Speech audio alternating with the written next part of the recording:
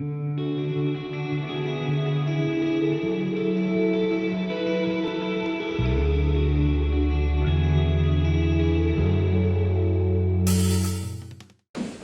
안녕하세요. 네, 안녕하세요. 저는 작가이자 디자이너로 활동하고 있는 오심인입니다. 반갑습니다. 네, 저는 2013년에 제 첫 여행 그래픽 책을 출간을 하고 그 뒤에 제 회사를 만들어서 디자인 작업을 하면서 그렇게 생계를 이어나가고 있습니다.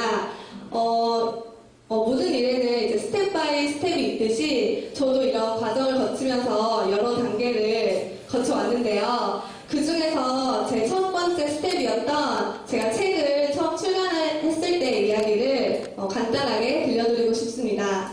저 나올 때 이제 소원을 말해봐라는 노래를 틀었는데요. 소원 있으신가요, 다들? 네. 네. 저도, 소원이 있었는데요.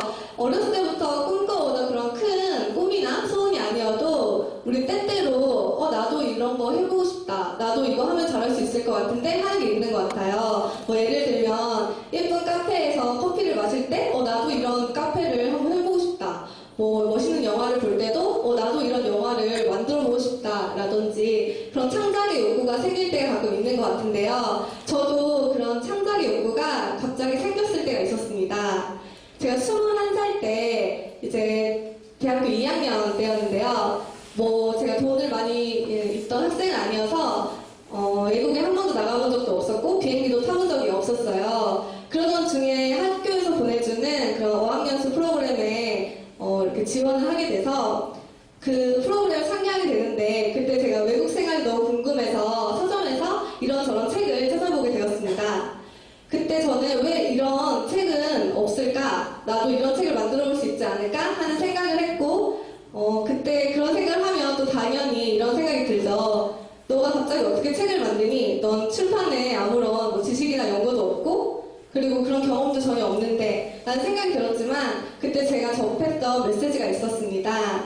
그 메시지는 머리는 겁이 날지라도 손과 발은 겁이 없다라는 메시지였는데요. 전 그거를 보고 그래 내가 겁이 날지만 겁은 겁이 나는 대로 두고 나의 손과 발을 한번 움직여서 뭐라도 만들어보자 라는 생각을 했습니다. 그렇게 저는 그때 냈던 아이디어를 모아서 어떤 한 페이지, 한 권은 아니어도 한 페이지에 그런 책을 만들어 갔는데요. 네, 여러분 이런 책이 있으면 사시겠어요?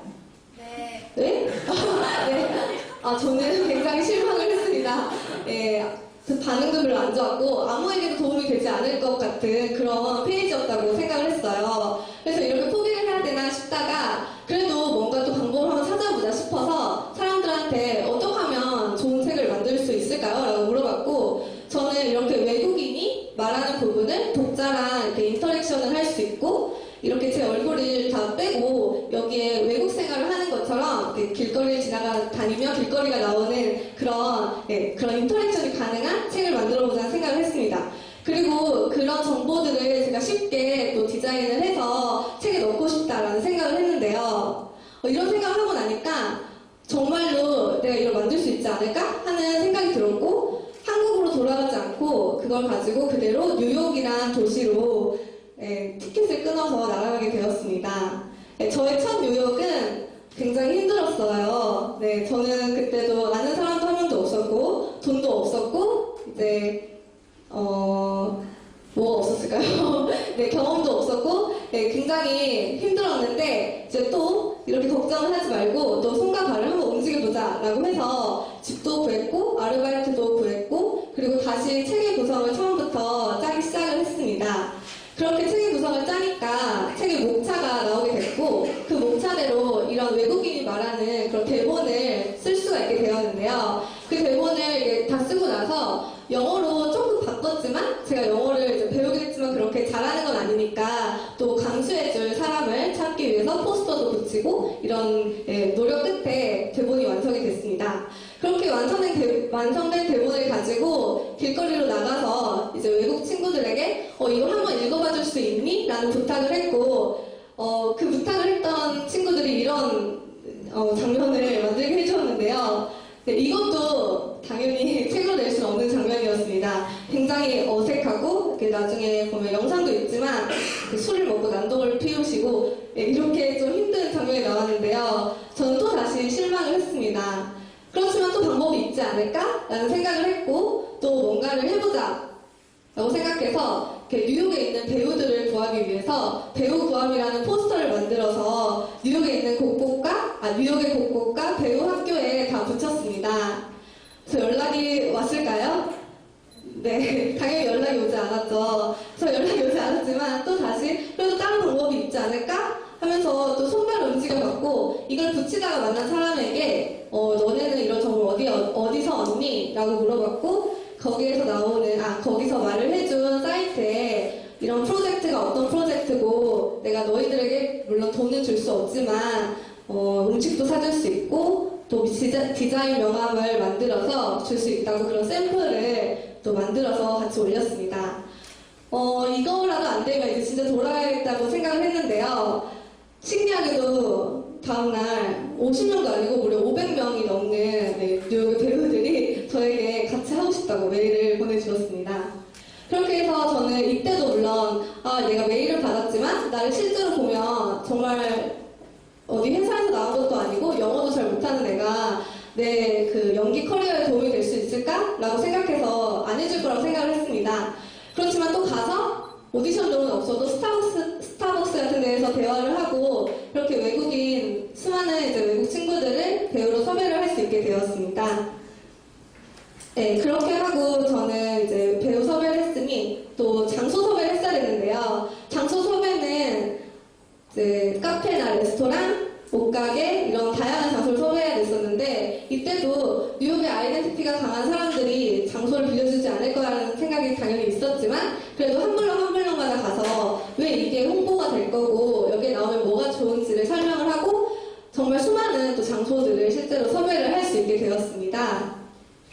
그렇게 해서 이렇게 촬영을 들어갔는데요. 이때까지만 해도 정말 많은 개월이 걸렸는데 이런 많은 배우들과 또 택시도 빌리고 이렇게 가족들과 같이 오셨던 분도 계셨고 이분은 실제 한국에 있던 드라마도 출연을 하셨었던 분이고 제가 맥도날드만 못 빌렸는데 자기 예전에 맥도날드에서 일할 때 그런 유니폼을 가지고 와서 찍어준 친구도 있었습니다.